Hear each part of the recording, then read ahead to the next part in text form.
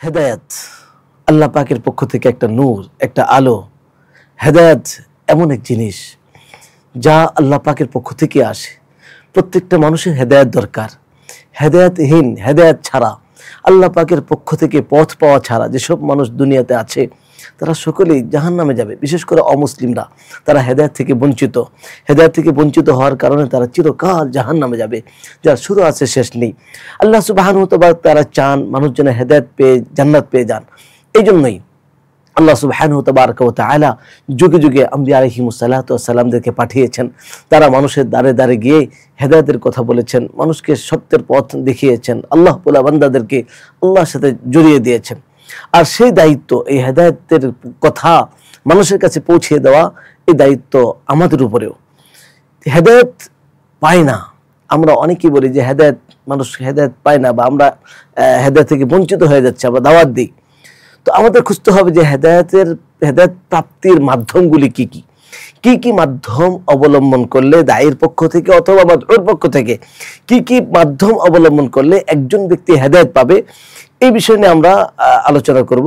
আজকে আমরা আলোচনা করব হেদায়েত প্রাপ্তির যে মাধ্যমগুলি আছে। এক নম্বর মাধ্যম, হেদায়েত প্রাপ্তির প্রথম যে মাধ্যম যেটা, সেটা হলো যিনি দায়ী, তিনি দাওয়াত যে দিবেন, যাকে গিয়ে দাওয়াত দিবেন তাকে দাওয়াত বিল লিসান, মৌখিক দাওয়াত দিবেন, যেটি সমস্ত আম্বিয়া আলাইহিমুস সালাতু ওয়াস সালাম ওনারা তাদের জাতিকে, তাদের কওমকে, তারা যাদেরকে হেদায়েতের কথা বলেছেন, হেদায়েতের পথ দেখিয়েছেন, তাদেরকে দাওয়াত বিল লিসান করেছেন, মৌখিকভাবে দাওয়াত দিয়েছেন। তাদের কাছে গিয়ে, তাদের দুয়ারে দুয়ারে গিয়ে, তাদের কাছে গিয়ে ইসলামের পেগাম পৌঁছিয়েছেন, হেদায়েতের কথা বলিয়েছেন। যেমন নূহ আলাইহিস সালাতু ওয়াস সালাম সরাসরি মানুষকে হেদায়েতের কথা বলেছেন, দাওয়াত দিয়েছেন। আল্লাহ সুবহানাহু ওয়া তাআলা সূরা নূহ শুরুর দিকে বলেন, আউযু বিল্লাহি মিনাশ শাইতানির রাজীম, ইন্না আরসালনা নূহান ইলা কওমিহি আন আনযির কওমাকা মিন ক্বাবলি আন ইয়াতিয়াহুম আযাবুন আলীম ক্বালা ইয়া কওমি ইন্নী লাকুম নাযীরুম মুবিন আন ই'বুদুল্লাহ ওয়াত্তাকুহু ওয়াতিউন ইয়া কওমি ইন্নী লাকুম নাযীরুম মুবিন। হে কওম, সরাসরি তার কওমকে গিয়ে বলছেন, জাতিদেরকে। ইব্রাহিম আলাইহিস সালাতু ওয়াস সালাম একই কথা বলছেন, ইয ক্বালা লিআবিহি ওয়া কওমিহি মা তা'বুদুন, তার কওম, তার বাবাকে সরাসরি গিয়ে বলেছেন, তোমরা আল্লাহকে বাদ দিয়ে কার উপাসনা করছো, আল্লাহকে বাদ দিয়ে কার ইবাদত করছো, এসব মূর্তির পূজা করছো, এরা তো কিছুই করতে পারে না। এরকম হুদ আলাইহিস সালাতু ওয়াস সালাম, তিনি তার কওমের কাছে সরাসরি গিয়ে দাওয়াত দিয়েছেন। হযরত সালেহ আলাইহিস সালাম, হযরত মুসা আলাইহিস সালাম ফেরাউনের কাছে সরাসরি গিয়ে দাওয়াত দিয়েছেন।